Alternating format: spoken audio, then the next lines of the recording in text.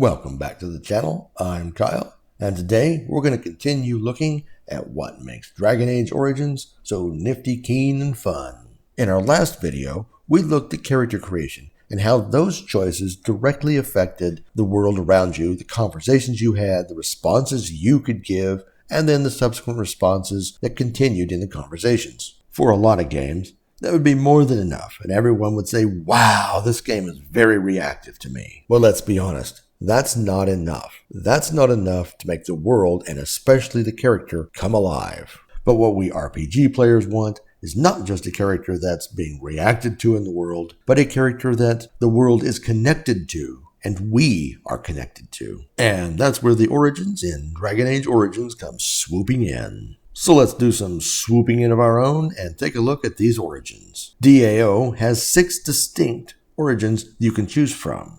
You can be a human noble, you can be a mage, you can be a dwarf commoner, a dwarf noble, you can be a city elf, or you can be a Dalish elf.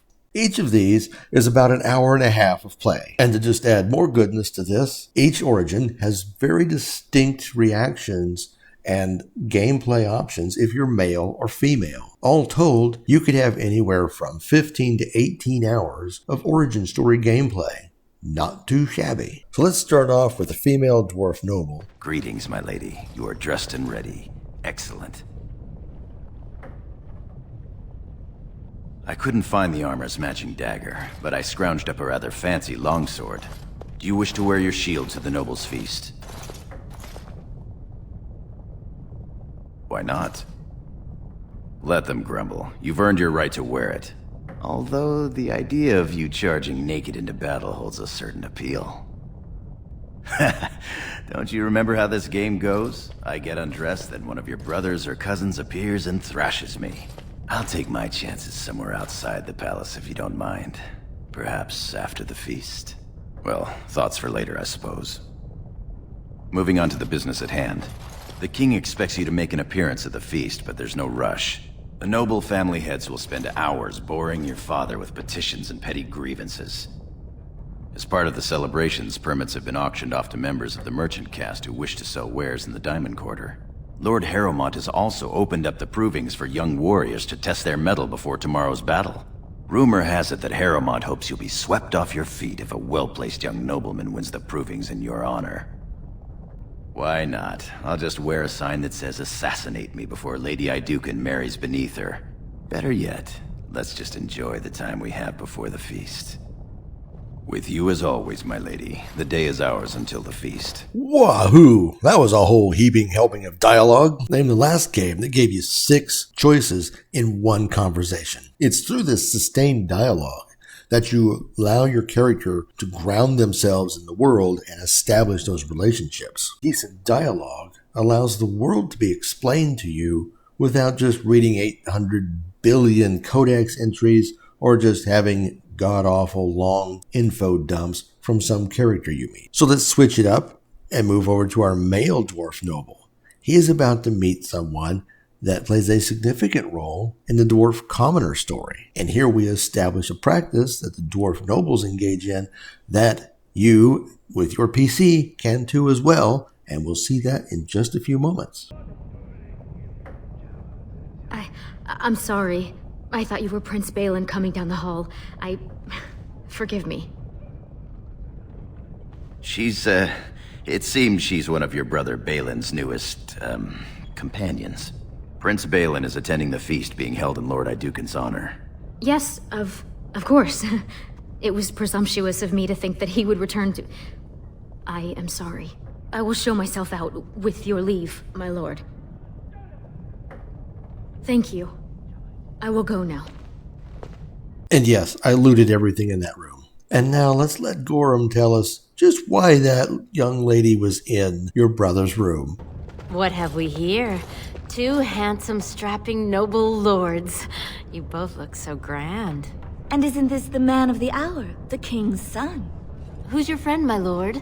Another noble from the honored House Iduken? Oh, then not a noble? No, Telly, not a noble. Stone you're thick sometimes. They're noble hunters, my lord. A man takes his caste from his father, and these women hope to bear a noble lord's son. If one is successful, she's raised up to concubine in the noble house to care for her child. It provides new sword arms for the house, and many nobles look favorably on such women. Now, technically, I'm sure this guy knows the deal, but we, the player, don't, and so this is a nice way to introduce that within a dialogue situation. Shall I come to your chambers after the ceremony then? I talked to him first. I want him. He's looking for a woman, Telly, not a little girl. I'm Marty, and I know how to give my lord a night he'll remember. Oh, my lord has his energy about him. And because this is your character, and you're defining how they see the world around them, here's another option. And isn't this the man of the hour, the king's son? Who's your friend, my lord? Another noble from the honored house Iduken? But not from a noble house, girls. Sargorum, warrior caste. Oh, that's too bad. You're quite handsome. That you are, my lord. Can I interest you in a little bedded diversion? Of course, my name is Marty and this is Telly. We came up for the celebration. Shall I run them off? You heard the Lord. Let's go. Well, that's a bit of class back in the area. Shall we carry on? So now let's just see what kind of a dirtbag, or nice person, you can be to some of the merchants who've paid good money to show their wares in the Diamond Quarter. My Lady Iduken, you honor me by visiting my humble booth. May I show you my wares? Because he has forgotten his place. 1,000 pardons. Please, forgive me, Your Highness. This looks to be mostly fabrics from the human lands. These merchants form alliances with those who have abandoned our ways to live on the surface. It's a shame, I agree. Perhaps we should get going. Now this is not insignificant. Do you adhere to tradition? You're no longer part of society if you go to the surface? And just what does that mean for you when you go to the surface? Because we know that's coming mighty soon. Because of these detailed origin stories, you then have the chance to grow that character in some direction. That always makes for a much better story. And story is what it's all about. So stay tuned for more Dragon Age Origins content, because we've got discussions on politics to religion and everything in between. And remember, if you like this content, please like, comment, and subscribe. We'll see you next time. Thanks for watching.